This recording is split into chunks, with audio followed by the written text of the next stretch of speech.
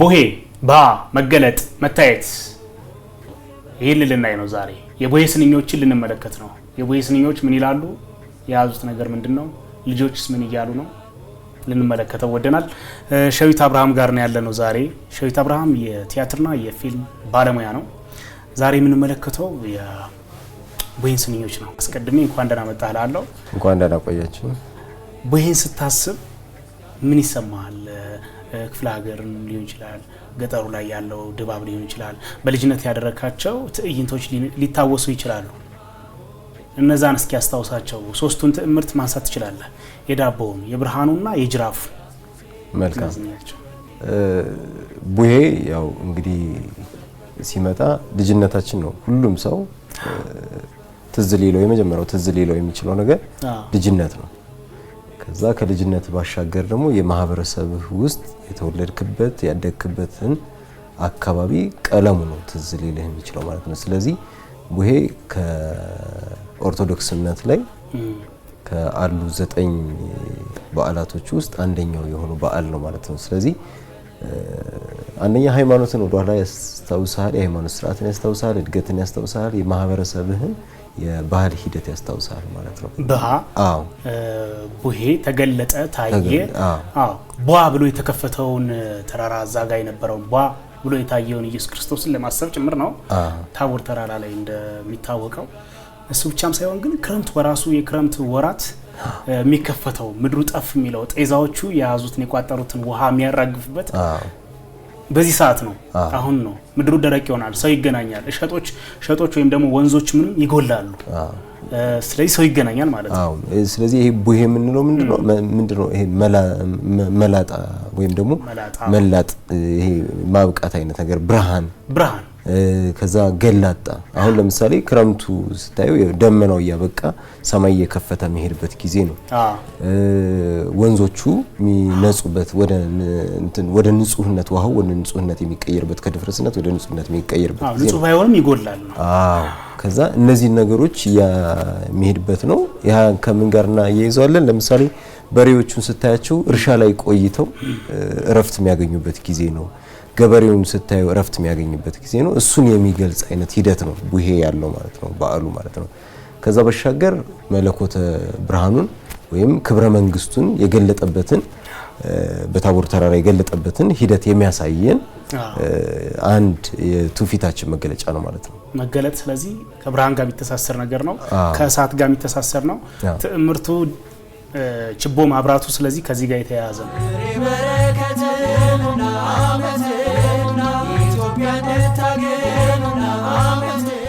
መጣነ በአመቱ ኧረ እንደምን ሰነበቱ ይባላል። እንግዲህ አመት እየተጠበቀ የሚመጣ ነው። ከዛ በኋላ ልጆች ምኞታቸው ይገልጻሉ። ስቲል መጨረሻ ላይ ሲሄዱ ምንድነው የሚሉት?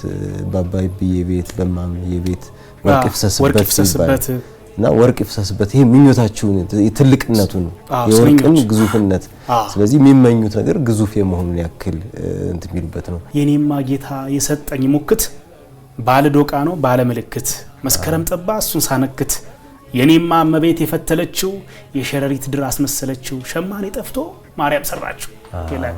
ውበቷን ሙያዋን እዚህ ብዙ ነገር ነው ያለው። ምንድነው አንደኛ ይሄ አሁን ሙክቱ ምናምን ስትል በቃ ግዙፍ የሆነ ነገር እንደተሰጣቸው፣ ትልቅ ነገር እንደተሰጣቸው ለመግለጥ የሄዱበት ነው። ከዛ ባሻገር ግን የሸረሪት ድር በደንብ አይተው ከሆነ መስመሮች አሉት። ከዛ በስርዓት ነው የሚሰራውና የሙያን ግዙፍነትም ለመግለጽ የተሄደበት መንገድ ነው። ከመጀመሪያው ከዝግጅቱ ጀምሮ ከነሐሴ 12 ከዋዜማው በፊት ያሉ ዝግጅቶች ስትሄድ የጅራፉ ድምጽ ሌላ ከለር ነው፣ ሌላ ቀለም ያለው ነገር ነው። ጅራፉን ለማዘጋጀት የሚካሄድበት መንገድ፣ ሙልሙል ለማዘጋጀት እናቶች የሚዘጋጁበት ሂደት፣ ለሙልሙሉ የሚመጡ እኮ የተለያዩ እንጨቶች ምናምን አሉ ለማገዶነት የሚውሉ። ያው አሁን ዘመን እየቀየረ ሄደ እንጂ ልክ ነው። እነዚህ ሁሉ ዝግጅቶች የበዓሉን ድባብ መምጣት። ከቡሄ ከ13 በኋላ ደግሞ የሚመጣው ነገር ምንድነው? አዲስ አመት ነው። አዲስ አመት እንቀበልበትና እሱ ሁሉ ለተስፋ ሂደት ነው። ተስፋ ያለው ነገር፣ ተስፋ ለማድረግ እነዚህ ምልክቶች ራሱ በራሱ እኮ ተስፋ ናቸው። ለምሳሌ ጅራፍ ራሱ ሲጮህ የማንቃት ነው። ተፈጥሮ እንደ መግረፍ ነው። በነገራችን ላይ አካባቢ ህዋው ላይ እንደዚሁ ጅራፍ ስታጮህ ይደነግጣል አካባቢው በራሱ።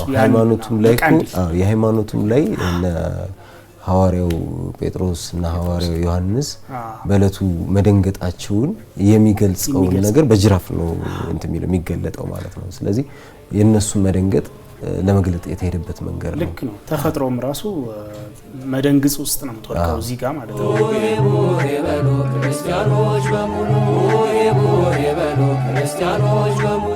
ከልጅነት ጋር ደግሞ እናያይዘው እስኪ አሁን የዳቦና ልጅነት።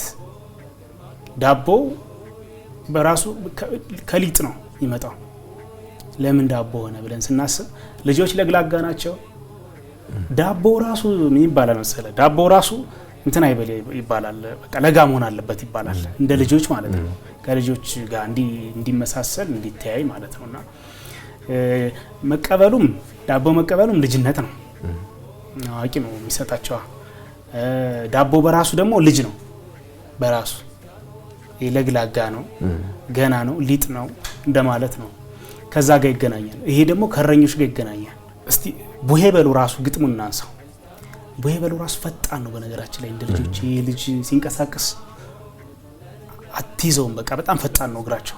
ልክ እንደዛ የቡሄ በሉ ግጥም በጣም ፈጣን ነው። ሪትም እንትኑ ምቱ ፈጣን ነው። በቃ በድግግሞች ነው የሚሄደው። ቡሄ በሉ ሆ እያለ የሚሄደውና ከዛ በዛ መንገድ የሚጻፉ ግጥሞች ናቸው እነዚህ። እዛ ማዶ ጭስ ይጨሳል፣ አጋፋሪ ይደግሳል፣ ያችን ድግስ ውጭ ከድንካል ጋር ተገልብጬ፣ ያቺ ድንካል ጋር አመለኛ አላንድ ሰው አታስተኛ ምና እያለ የሚቀጥል ነው የስንኝ ማለት ነውና እነዚህ ስንኞች ምንድነው የሚነግሩን? ኖስታልጂክ አላቸው። ናፍቆት ይጠራሉ። አስታውሰዋል ልጅነትህን ያለፍክበትን ምዕራፍ። ያ ብቻ ግን አይደለም። ጠቅላላ ጓዙ የተሰራበት የኮሚኒቲው ስትራክቸሩ ይመጣና ትዝ ይላል፣ ታስታውሰዋለህ። ምን ይሰማል ከነዚህ ስንኞች ጋር አያይዘ? እንግዲህ አጋፋሪ ይደግሳል፣ ያችን ድግስ ውጭ በድንካል ጋር ተገልብጬ ነው የሚለውና አጋፋሪው መሪ ነው፣ አስተባባሪ ነው። ስለዚህ ያስተናብራል ምናምን ይላል።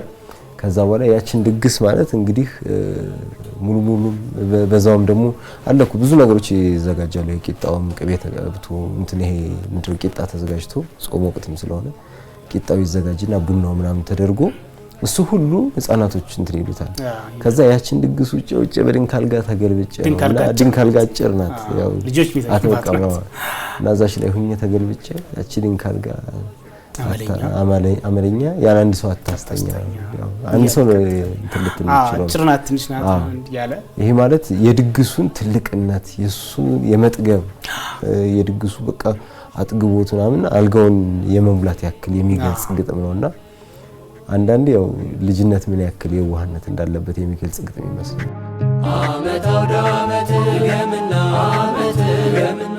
አውደ ዓመት ድገምና የአባብዬን ቤት ድገምና የማምዬን ቤት ድገምና አውደ ዓመት ድገምና የአባብዬን ቤት ድገምና የማምዬን ቤት ድገምና እያለ ይሄ በጣም ይገርመኛል።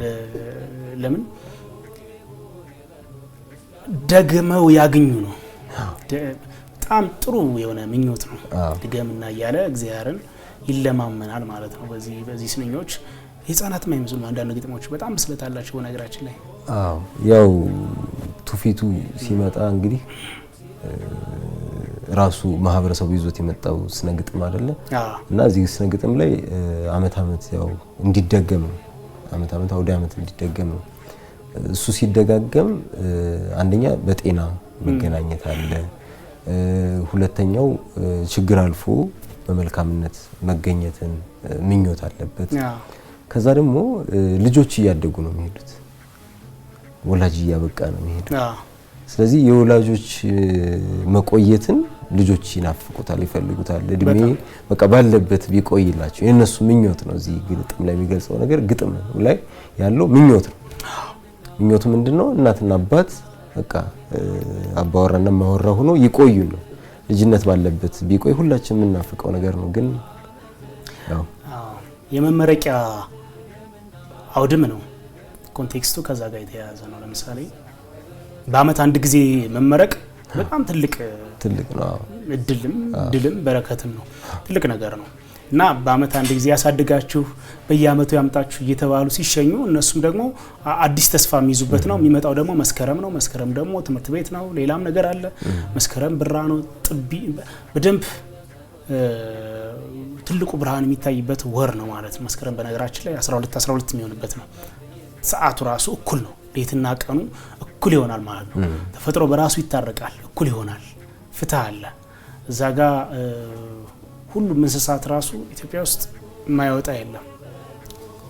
ያችን ፀሐይ ለማግኘት ያንን ብራ ለመጥገብ ህዋው ላይ ማይፈነጭ አዋፍ የለም።